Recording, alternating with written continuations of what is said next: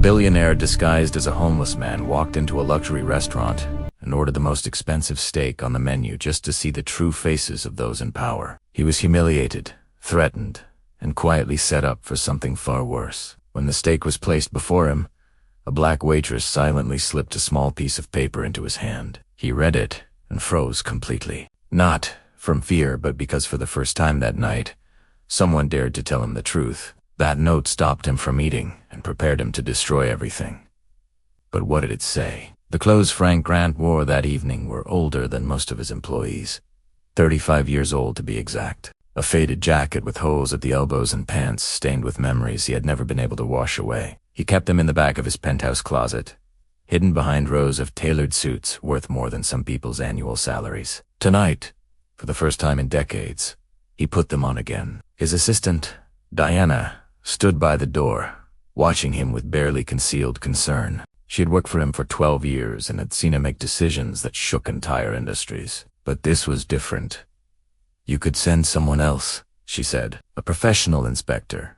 Someone trained for this." Frank looked at her through the mirror as he smeared dirt across his face. "No one can see what I need to see." The anonymous letter had arrived a week ago.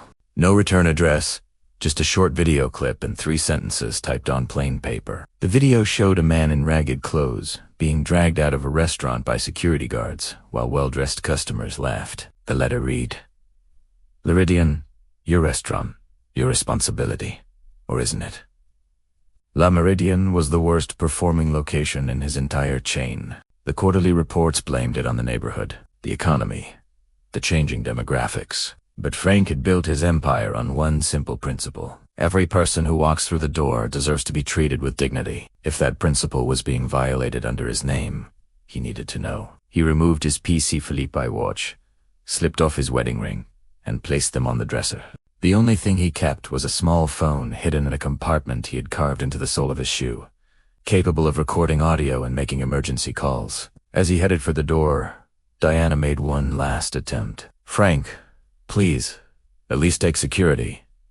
He stopped and turned to face her. The scar on his right hand, the one he had carried since he was 23 years old, since a chef had poured boiling water on him for daring to search through a restaurant's garbage, seemed to burn under his skin. 35 years ago, no one protected me," he said quietly, "and no one is protecting the people walking into that restaurant right now.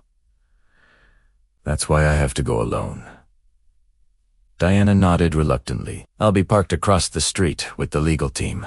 One signal from that phone and we're inside in 30 seconds. Frank allowed himself a small smile. "That's why I keep you around." At 7 o'clock, on a Saturday evening, La Meridian was alive with the sound of clinking glasses and murmured conversations. Crystal chandeliers cast warm light over white tablecloths, and the scent of seared beef and expensive wine hung in the air.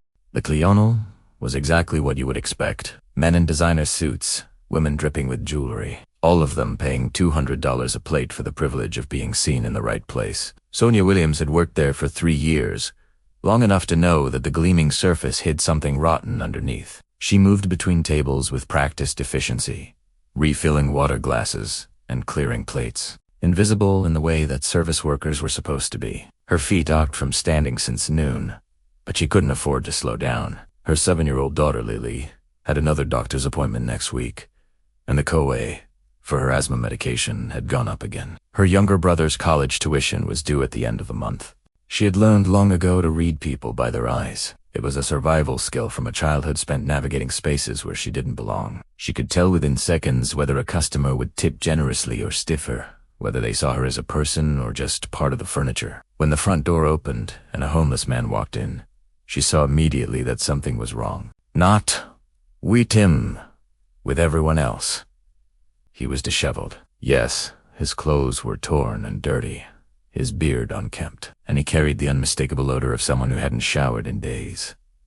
But his posture was wrong. His shoulders were too straight, his stride too confident, and his eyes, dark, watchful, taking in every detail of the room. Those were not the eyes of a man who had been defeated by life.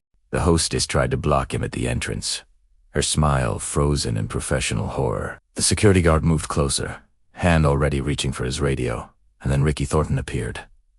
Ricky had been the manager of Le Meridier for 5 years. He was the kind of man who wore his authority like a weapon, wielding it against anyone he deemed beneath him, which was almost everyone. He smiled at corporate executives and investors. But Sonia had seen the way he spoke to busboys and dishwashers when he thought no one was watching. "Sir," Ricky said, his voice dripping with false politeness, "I'm afraid you've made a mistake. This establishment may not be suitable for your situation." The homeless man didn't flinch. Instead, he reached into his pocket and pulled out a thick wad of cash. "More money than Sonia made in a month. Table 7, he said calmly. "The Wagyu A5, medium rare." "I'll pay in advance." A ripple of shock went through the room. Ricky's smile flickered, caught between greed and disgust. He couldn't refuse paying customers. That was rule number 1 in the hospitality industry. But every instinct was screaming at him to throw this man out. "Of course," Ricky said through gritted teeth. "Right this way." He led the man to the worst table in the restaurant, tucked in a corner near the kitchen doors and the restroom hallway, where the noise was loudest and the smell occasionally drifted in from the garbage bins outside. It was the table they used for customers they wanted to humiliate into leaving. The homeless man sat down without complaint. Ricky turned to scan the floor, his eyes landing on Sonia. "You," he said, "you're always talking about helping people in need. Here's your chance." It was meant as punishment, and they both knew it. Sonia walked to the table, water pitcher in hand, and poured a glass without meeting the man's eyes. But when she set it down, she felt him watching her so locked up. His eyes caught hers, and in that moment, something passed between them. Recognition, maybe, or understanding. She couldn't name it, but it made her skin prickle with unease. This man was not who he appeared to be. In the kitchen, Ricky pulled the sous chef aside. Carlos Taylor was 28 years old and had been working at La Meridian for 2 years. He was good at his job, talented enough to run his own kitchen someday, but he had a wife at home who was 7 months pregnant, and a stack of medical bills that kept him chained to this place. Ricky led him to a corner where the security cameras couldn't reach. "The Wagyu for the homeless guy," Ricky said, keeping his voice low. "Use the one that got sent back yesterday, the one that sat out for 2 hours before we put it back in the freezer." Carlos felt his stomach drop. "Ricky, that steak is compromised. If he eats it, what? He gets a stomachache." Ricky laughed softly. "Who's going to believe a homeless man over a 5-star restaurant? He probably eats out of dumpsters anyway. Consider it a favor. This might be the best meal of his life. But if he gets seriously sick..." Ricky's expression hardened. "Remember that $2,000 bottle of wine you dropped last month? The one I said I'd handle so it wouldn't come out of your paycheck." He'd let the threat hang in the air. "Just do what I tell you, Carlos, unless you want to start explaining to your pregnant wife why you're unemployed." Carlos stood frozen, caught between his conscience and his fear. Finally, he nodded. Ricky patted him on the shoulder. "Good man. Good man." Neither of them noticed Sonia standing behind the spice rack, close enough to hear every word. Her heart was pounding so hard she was certain someone would hear it. She pressed herself against the wall, barely breathing. As Ricky walked past her and back out to the dining floor, Carlos turned and nearly collided with her. Their eyes met, and she saw the guilt written across his face. He knew she had heard. He shook his head slowly, a silent warning. "Don't do anything. Don't say anything. Forget what you heard." Then he walked away, leaving Sonia alone with a choice that could cost her everything. If she stayed silent, she would keep her job. She would pay for Liddy's medicine and her brother's tuition. She would survive. If she spoke up, no one would believe her. Ricky would destroy her reputation and fire her on the spot. She would lose everything she had spent years building. But if she did nothing, that man was going to eat poisoned food, and whatever happened to him would be on her hands. Sonia walked back to the dining floor on legs that felt like they belonged to someone else. Her hands trembled as she picked up a tray of empty glasses, and she had to focus on each step to keep from stumbling. The conversation she had overheard played on repeat in her mind. Compromised meat. 2 hours at room temperature. Who's going to believe a homeless man? She glanced toward table 7. The man sat there quietly, studying the menu as if he had all the time in the world. He didn't look like someone about to be poisoned. He looked like someone waiting for something. The cameras, Sonia's eyes flicked upward to the small black domes mounted in the corners of the ceiling. There were 6 of them covering the main dining area, plus 2 more near the entrance and 1 pointing at the bar. Ricky reviewed the footage every night, looking for any excuse to dock wages or write up employees. Last month, he had fired a busboy for taking a 5-minute break that wasn't authorized. The cameras saw everything. If she approached the man and warned him out loud, Ricky would know within hours. She would be fired before sunrise, blacklisted from every restaurant in the city and Tinwat. How would she pay for Lily's medication? How would she help her brother finish college? But if she stayed silent, that man could end up in the hospital or worse. She set down the tray and pretended to reorganize the silverware station, buying herself time to think. There had to be a way. There had to be something she could do that the cameras couldn't catch. The staff bathroom. It was the only room in the building without surveillance. Ricky had complained about it once, saying he wanted to make sure employees weren't wasting time in there. But the owner had refused, citing privacy laws. That was where she could write something down, something small enough to hide in her palm. Before she could move, Ricky appeared at her elbow. His presence was like a cold draft, making her stiffen involuntarily. "You've been standing here for 3 minutes," he said, his voice low and pleasant, the way it always was when he was about to say something cruel. "Is there a problem?" Sonia forced herself to meet his eyes. "No problem, just organizing the station." Ricky's gaze drifted toward table 7. "I noticed you looking at our special guests quite a lot, actually. I was just checking if he needed anything." "He doesn't need anything." Ricky leaned closer and Sonia could smell his cologne.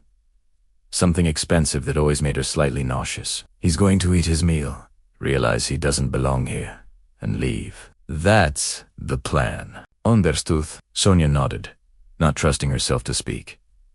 Good. Ricky smiled, but his eyes stayed flat and cold. "Don't do anything stupid, Sonia.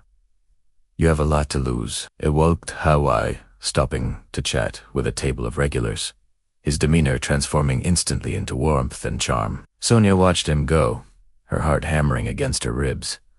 He knew something was off. He was watching her now. She had to be careful. She had to be smart, and she had to move fast. The staff hallway was empty when Sonia slipped away. She walked quickly, keeping her head down, counting her steps until she reached the bathroom door. Inside, she locked herself in and leaned against the sink, taking deep breaths to steady her nerves. Her reflection stared back at her, a tired woman in a black uniform, hair pulled back in a tight bun, dark circles under her eyes. She looked like someone who had been surviving for so long she had forgotten what it felt like to live. But she also looked like a mother. The memory came unbidden, sharp and clear. Her mother on her deathbed, thin fingers wrapped around Sonia's hand, voice barely above a whisper. "Baby girl, there's going to come a time when doing the right thing means losing everything. But if you don't do it, you'll lose yourself. And that's worse. That's always worse." Sonia had been 24 then, already pregnant with Lily, already abandoned by the man who had promised to stay. She had thought she understood what her mother meant. Now, 8 years later, standing in a bathroom stall with a decision that could destroy her life, she finally did. She reached into her apron pocket and pulled out her order pad. Her hands shook as she tore off a small piece of paper, no bigger than a matchbook. She found a pen and wrote quickly, her handwriting cramped and uneven. "Don't eat. The meat is spoiled. Intentional. They want to hurt you." She read it twice, then folded it until it was small enough to hide in the curve of her palm. The paper felt like it weighed 1,000 pounds. Now came the hard part. Carlos was plating the steak when Sonia walked back through the kitchen. She saw him hesitate as he placed the meat on the white porcelain dish, his jaw tight with something that might have been guilt. The steak looked perfect, seared to a deep brown, glistening with butter, accompanied by roasted vegetables and a drizzle of reduction sauce. No one looking at it would ever guess what it really was. Sonia stomped beside him, pretending to check on another order. "Carlos," she said quietly, "you can't let this happen." He didn't look at her. "I don't know what you're talking about. That steak sat out for 2 hours. You know what that means? Food poisoning at a minimum, if he has any underlying health conditions." "Stop." Carlos finally turned to face her, and she could see the fear in his eyes, the desperate calculation of a man trying to protect what little he had. I have a baby coming in 2 months. My wife can't work right now. If I lose this job, and if that man dies, can you live with that?" Carlos's face contorted with anguish. "What do you want me to do, Sonia? Go out there and tell everyone Ricky ordered me to serve bad me. Who's going to believe me? Ricky will deny everything, fire me for lying, and make sure I never work in this industry again." Sonia wanted to argue, wanted to shake him until he saw reason. But looking into his eyes, she understood. He wasn't a bad person. He was a trapped person, just like her. Just like everyone who worked in places like this, where the people at the top held all the power and the people at the bottom held all the risk. "Fine," she said softly. "You didn't see anything. You don't know anything." Relief flooded Carlos's face, followed immediately by shame. He opened his mouth to say something, an apology maybe, or a justification, but Sonia had already turned away. She would do this alone.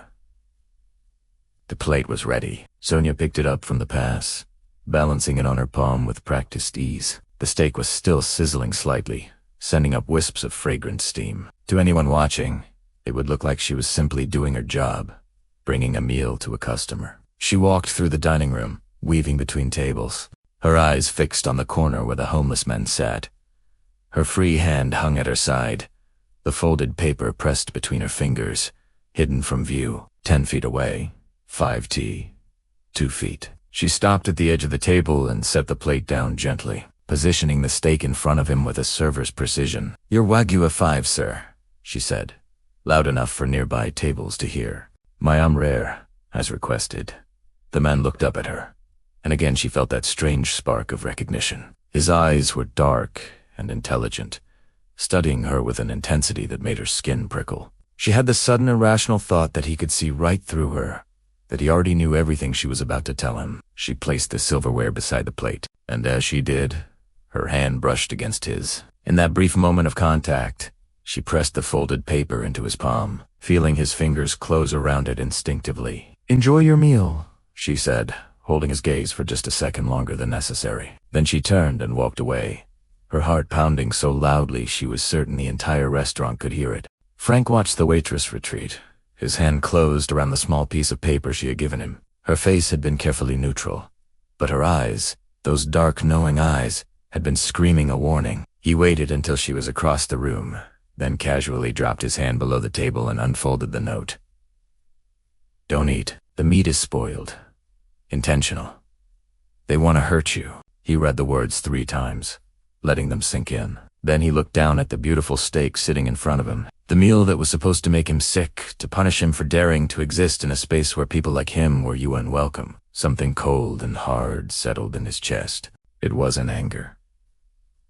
Not yet. It was something older, something he had buried deep inside himself 35 years ago and thought he had forgotten. He remembered being 23, hungry and desperate, digging through a restaurant's garbage for scraps of food. He remembered the chef who had caught him, the pot of boiling water that had been thrown at his hands, the searing pain that had made him scream. He remembered the laughter of the kitchen staff, the way they had called him names, told him he was worthless, that he deserved to suffer for being poor. The scar on his right hand throbbed with phantom pain. He had built his empire to prove them wrong. Every restaurant he owned was supposed to be different, a place where dignity wasn't reserved for the wealthy, where every person who walked through the door was treated with respect. That was the whole point. That was the only thing that had ever mattered. And now, in one of his own restaurants, they were trying to poison a man they thought was homeless. Frank set down the knife and fork he had been holding. He wouldn't eat. He wouldn't leave. He would sit here and watch. And when the time was right, he would burn this whole rotten system to the ground. 20 minutes passed. The steak sat untouched, growing cold on its plate. Frank remained in his seat, occasionally sipping water, his eyes moving slowly around the room. From behind the bar, Ricky watched with growing unease. The homeless man should have eaten by now. He should have been halfway through the meal, already starting to feel the effects of the bacteria multiplying in his gut. Instead, he just sat there, calm and still, like he was waiting for something. Ricky smoothed down his tie and walked over to table 7, his customer service smile firmly in place. "Is everything all right with your meal, sir?" he asked, letting a note of concern creep into his voice. "You haven't touched it." The homeless man looked up at him. There was something in his expression that Ricky couldn't quite read, something that made him feel like he was the one being evaluated, rather than the other way around. "The atmosphere," the man said. "I'm enjoying it." Ricky's smile flickered. Say, well, if there's anything wrong with the food, I'd be happy to have the kitchen prepare something else. The food looks perfect. The man's eyes held Ricky's without blinking. "I'm just savoring the moment." Something was wrong. Ricky could feel it in his bones. That prickling sensation at the back of his neck that had saved him from trouble more times than he could count. This man was not behaving the way a homeless person should behave. He was too confident, too calm, too controlled. Ricky glanced across the room to where Sonia was refilling water glasses at another table. She had served him. She had been alone with him for a few seconds. Had she said something, done something, he would deal with her later. Right now, he needed to handle the situation in front of him. "Well," Ricky said, keeping his voice pleasant, "please let me know if you need anything at all." Walked away.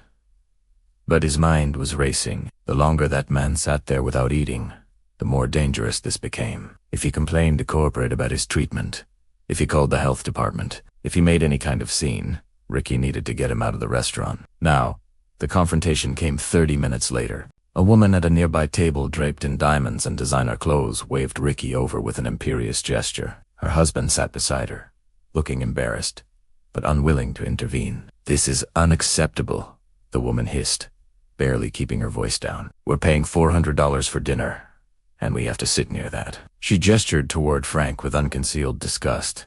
"The smell alone is ruining my appetite." Ricky nodded sympathetically. "I completely understand, ma'am. Let me handle this." He walked back to table 7, his stride more purposeful now, his smile replaced by a businesslike expression. "Sir," he said, "I'm afraid I need to ask you to leave. We have other guests who require this table."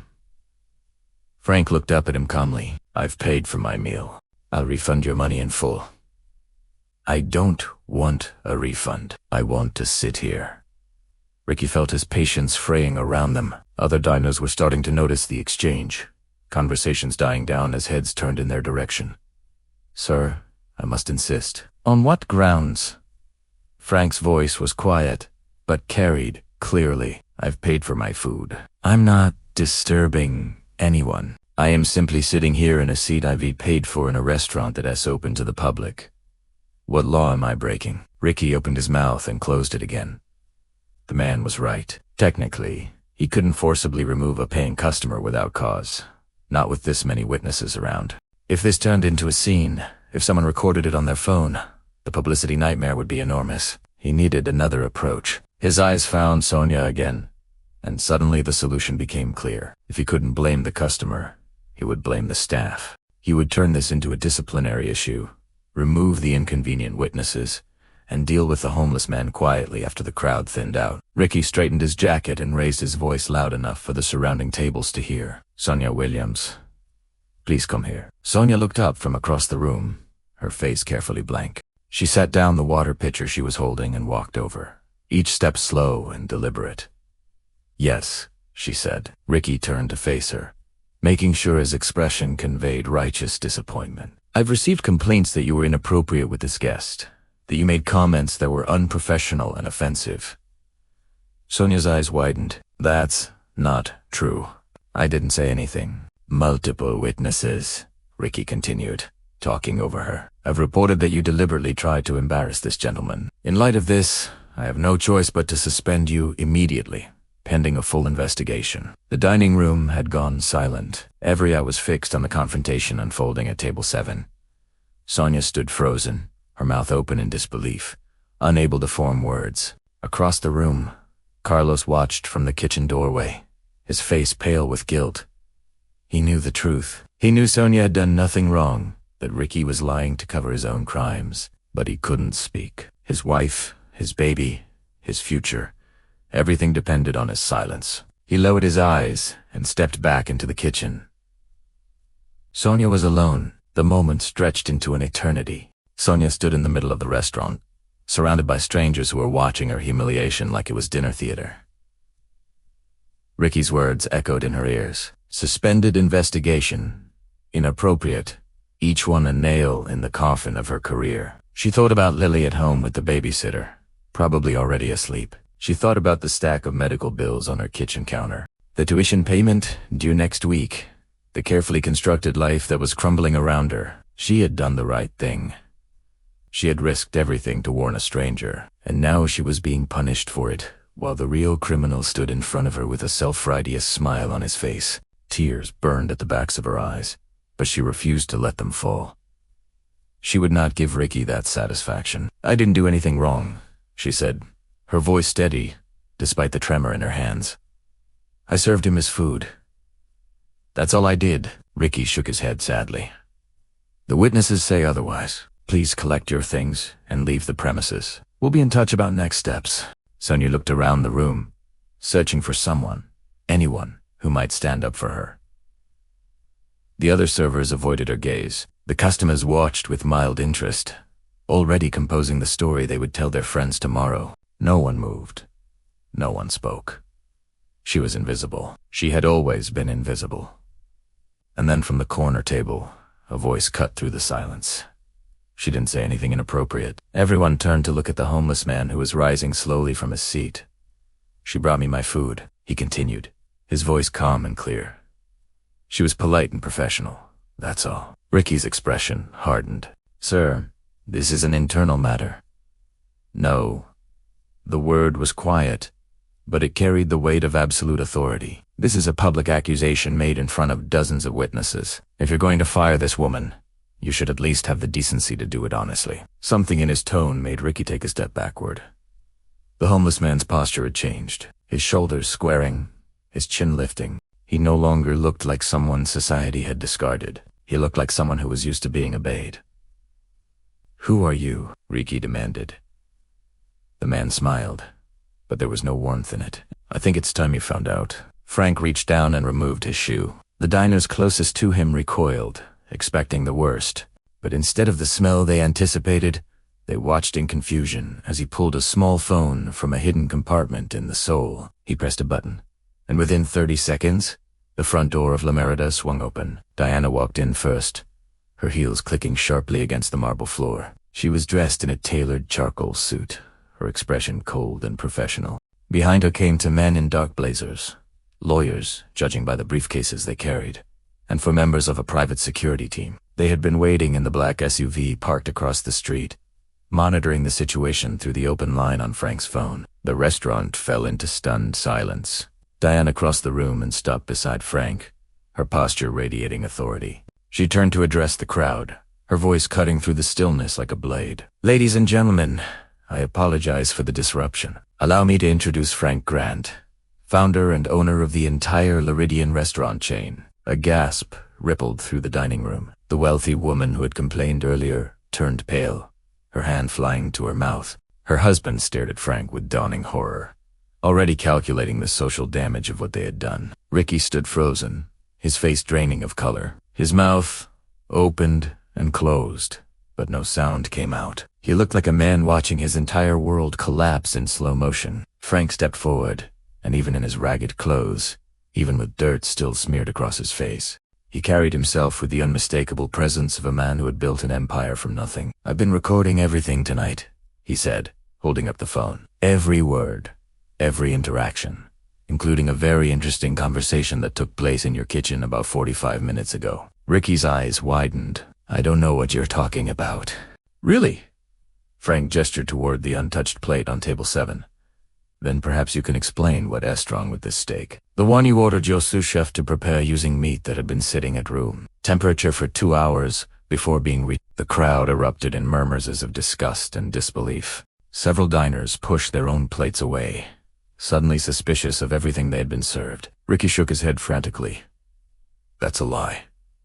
I never said anything like that. This is slander." Frank turned toward the kitchen doorway where Carlos stood frozen, his face. "Carlos Taylor," Frank called out. "You have a choice right now. You can tell the truth about what happened tonight, or I can play the recording and let everyone hear your voice agreeing to serve contaminated food to a customer." Carlos didn't move. His eyes darted between Frank and Ricky, trapped between two impossible options. Sweat beaded on his forehead. Think about your wife, Frank continued, his voice softening slightly. Think about your baby. Do you want to be the man who stood by and let this happen? Or do you want to be the man who finally did the right thing? The seconds stretched into eternity. Carlos looked at Sonia, who stood alone in the middle of the room, her career in ruins, her reputation destroyed, all because she had chosen to warn a stranger instead of protecting herself. She had been braver than him. She had risked everything while he had hidden in the kitchen, too afraid to speak. Carlos stepped forward, his voice cracking as he spoke. Ricky ordered me to use the steak that was sent back yesterday. It had been left out for almost 2 hours before we put it back in the freezer. He said no one would believe a homeless man if he got sick. He said it would teach him a lesson for coming here. The dining room exploded. Customers shouted in outrage, some already reaching for their phones to call lawyers or journalists. The security team moved to block the exits, ensuring no one left before the situation was resolved. Ricky backed away, his hands raised defensively. He's lying. This is a conspiracy. I've worked here for 5 years. I would never. The recording doesn't lie, Frank interrupted, and neither do the financial records my team has been reviewing for the past week. Embezzlement, falsified inventory reports, systematic theft from this restaurant. For years. Did you really think no one would notice? Ricky's facade finally crumbled. The charming, confident manager disappeared, replaced by a desperate, cornered animal. He turned and tried to run, but the security team was faster. 2 of them caught him before he reached the door, restraining him as he struggled and cursed. You can't do this to me, Ricky screamed. I'll sue you. I'll destroy you. Frank walked toward him slowly, stopping just a few feet away. 35 years ago, he said quietly, a man poured boiling water on my hands because I was hungry and desperate. He laughed while I screamed. He told me I was worthless, that I deserved to suffer for being poor. He held up his right hand, showing the faded scar that crossed his skin. I built this company so that no one would ever be treated that way in a place that belonged to me. And you turned it into exactly the kind of place I swore to destroy. Ricky stared at him, all the fight draining from his body. The police are on their way, Diana announced. Mr. Thornton will be facing charges for attempted poisoning, embezzlement, and fraud. As if on cue, sirens wailed in the distance, growing closer. An hour later, the restaurant had emptied. The police had taken Ricky away in handcuffs, still protesting his innocence to anyone who would listen. The other diners had been sent home with refunds and apologies. The staff had been dismissed for the night, told that representatives from corporate would be in touch about the future. Only Frank and Sonia remained. She sat at a table near the window, staring at her hands. The adrenaline had faded, leaving behind a bone-deep exhaustion. She had done the right thing. She had saved a man's life, and yet she felt hollow, uncertain of what came next. Frank approached and sat down across from her. He had washed the dirt from his face, though he still wore the same ragged clothes. Up close, without the disguise of grime and desperation, she could see him clearly for the first time. The sharp intelligence in his eyes, the quiet strength in his bearing. You knew, he said, when you wrote that note, you knew it could cost you everything. Your job, your daughter's health care, your brother's education. Why did you do it? Sonia looked up at him. Because 35 years ago, someone didn't help you when you needed it. And you've been carrying that scar ever since. Frank's expression shifted, surprise breaking through his composure. How did you know? I saw it in your eyes, she said simply. When I brought you the water, I looked at you and I knew those weren't the eyes of a homeless man. Those were the eyes of someone who used to be homeless, someone who remembered what it felt like. Frank was silent for a long moment, studying her face. You read people, he said finally. That's a rare gift. It's not a gift. It's survival. Sonia's voice was steady, but there was a weight behind her words. When you grow up the way I did, you learn to see what people are really thinking. It's the only way to stay safe. Frank nodded slowly. He understood that kind of survival better than most. What happens now? Sonia asked. The restaurant will close for renovations. New management, new staff training, new everything. He leaned forward, slightly, and I need someone to lead it. Someone who understands what this place should be. Someone who has the courage to do the right thing even when it costs them. Sonia stared at him. You're offering me a job. I'm offering you a choice. Frank corrected. This isn't charity, and it isn't a reward. It's an opportunity. You can take it or leave it. 1 week later, Sonia's phone rang. She was sitting in her small apartment, Lily asleep in the next room. The familiar stack of bills spread across the kitchen table. The caller ID showed a number she didn't recognize. Miss Williams? This is Diana, Mr. Grant's assistant. He asked me to extend a formal offer for the position of general manager at La Meridian, effective upon reopening. Sonia closed her eyes. She had been thinking about this moment ever since that night, turning it over in her mind, trying to decide what she wanted. The salary is competitive, Diana continued. Full benefits, including comprehensive health care for your family. Mr. Grant wanted me to emphasize that this is your decision. No pressure, no expectations. Sonia thought about her mother's words spoken so many years ago, about doing the right thing even when it meant losing everything, about losing yourself if you didn't. She had done the right thing, and instead of losing everything, she had been given a chance at something new. I'll take it, she said. But I have one condition. 3 months later, La Meridian reopened. The space had been transformed. Same elegant bones, but warmer now.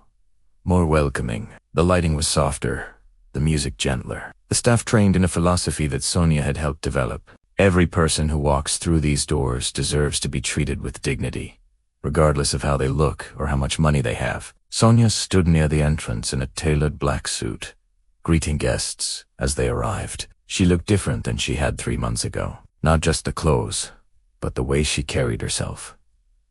Her shoulders were straight, her chin lifted, her eyes clear and confident.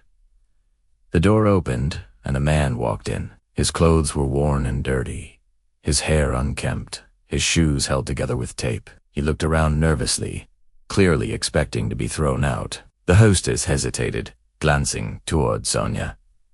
Sonia walked forward before anyone else could react. Welcome to La Merida, she said warmly, extending her hand. Would you like a table by the window? The man stared at her in disbelief, waiting for the catch, the cruel joke. But there was none. I don't have much money, he admitted quietly. Sonia smiled. That's all right. We have a community menu for guests who need it. Please, come in. She led him to a table near the window, the best seat in the house. As she walked back to her post, she passed a new addition to the restaurant's decor. A small frame mounted on the wall near the entrance. Inside the frame was a piece of paper creased and worn with cramped handwriting that read, "Don't eat. The meat is spoiled. Intentional. They want to hurt you." Beneath it, a small plaque bore an inscription. One small act of courage can change everything. This note saved a life and brought down a corrupt system. It hangs here to remind us dignity is not a privilege. It is a right. Sonia Williams, general manager. That had been her condition. And every day when new employees started their training, they stood before that frame and learned the story of the night. Everything changed. The night a billionaire dressed as a homeless man walked into a restaurant and a waitress with nothing to lose risked everything to save him. Because sometimes the people with the least power are the ones who change